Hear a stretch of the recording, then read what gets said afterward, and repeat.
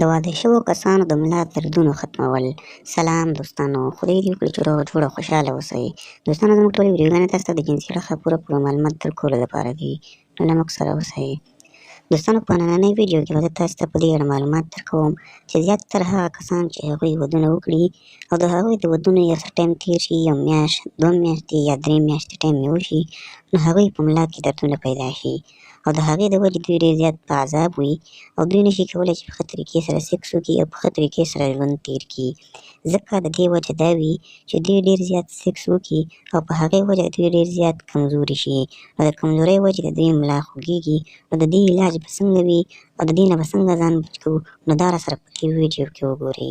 خو د دې نه مخکې چې زه تاسو ته دا معلومات درکړم، که چېرې تاسو زموږ د یوټیوب چینل نه وي سبسکرایب کړی، نو زموږ د یوټیوب چینل سبسکرایب کړئ او په خوا کې ورسره د ټلۍ نشان هم ووهئ، تر څو همدغسې معلوماتي ویډیوګانې د ټولو نه اول تاسو ته در ورسېږي. دوستانو، نن سبا ځوانان داسې دي چې هغوی د واده یو څه ټایم وشي نو هغوی ډېر زیات کمزوري شي. هغوی بیا ډېر زیات خلاصېږي او نشي کولی چې په ښه طریقې سره د خپلې مېرمنې سره سیکس وکړي او د هغوی په ملا کې هم دردونه پیدا شي.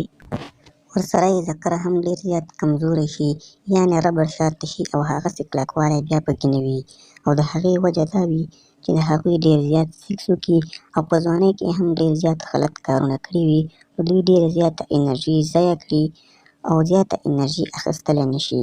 هغه د غربت وجې وي یا د خوراک خرابوالي وجې وي یا فزیکي کار وجې وي یا بله څه وجې وي.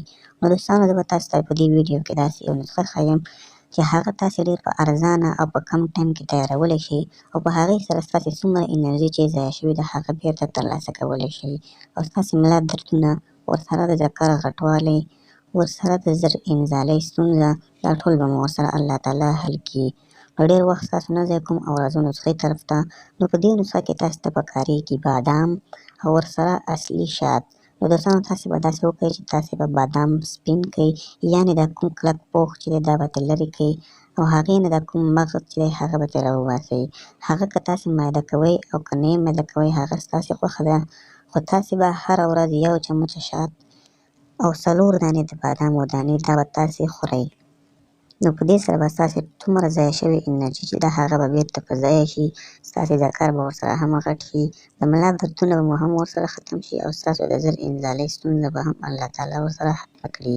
نو دا وه زموږ نننۍ ویډیو. که ویډیو مو خوښه شوې وي درسره لایک یې کړئ، ملګرو سره هم شیر کړئ.